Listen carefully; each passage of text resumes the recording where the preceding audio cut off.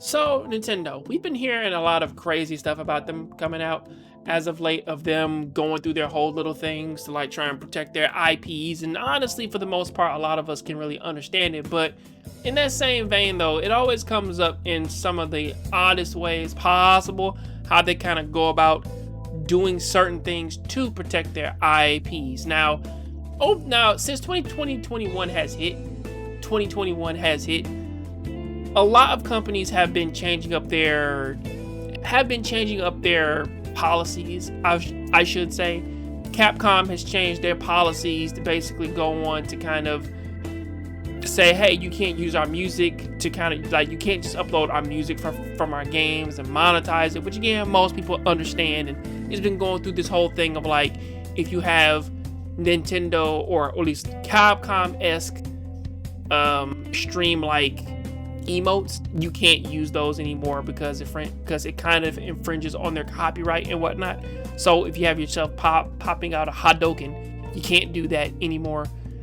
Same thing can be said with how every company kind of like so far like has been changing up a lot of their policies in terms of you using their properties and everything. And Nintendo is of no exception, because they kind of went on to say that Nintendo issues a mass DMCA takedown of 379 fan-made games forcibly removed from the internet, or at least from a very particular site. Now, I'm all for Nintendo protecting their IPs, because again, I can understand, like, I forget that Chrono Resurrection, like that old fan-made like 3D recreation of Chrono Trigger.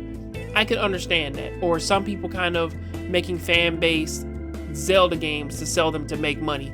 I can see those being problems, because those are harmful to the company. However, I do notice that every single fan game in which that Nintendo goes after really doesn't pose too much of a it doesn't pose as much of a problem, or at least it doesn't really disrespect or harm the IP of Nintendo, which is odd, because Nintendo just kind of got off of some drama, like with them taking down, I think it was the Melee tournament, over them using the Slippy mod and whatnot.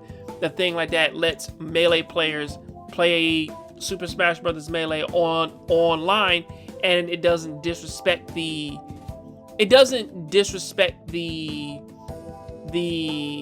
integrity of Melee. But the weird thing is that they have a problem with it even existing, because it wasn't in the original game. So they're more inclined to people just sit around in a room and play Melee, rather than use this thing to go online and have fun with our game. It's kind of weird, especially since that when I think back to other fan-made games such as Pokemon Omicron or AM2R, another Metroid 2 remake. I look at those and I'm like, these are pretty well made fan games that people didn't like put their time and money in, and they're not really even receiving a dime back from it, but they just don't want it to exist because of reasons, because we need to protect our IP. Now, I'm all for them protecting it. Again, if people are trying to sell these games, trying to copy these games and not cut Nintendo in. However, as I've said numerous times, I find it odd that Nintendo has the most characters. Well, Nintendo has so many characters that they can make a whole franchise out of it, but they can't give these characters their own game to kind of keep up with demand. It's really weird. But I just wanted to say that to bring this attention to everybody. I'll catch you guys on the next John Grave Show. Please keep watching anime, keep playing video games. I'm out.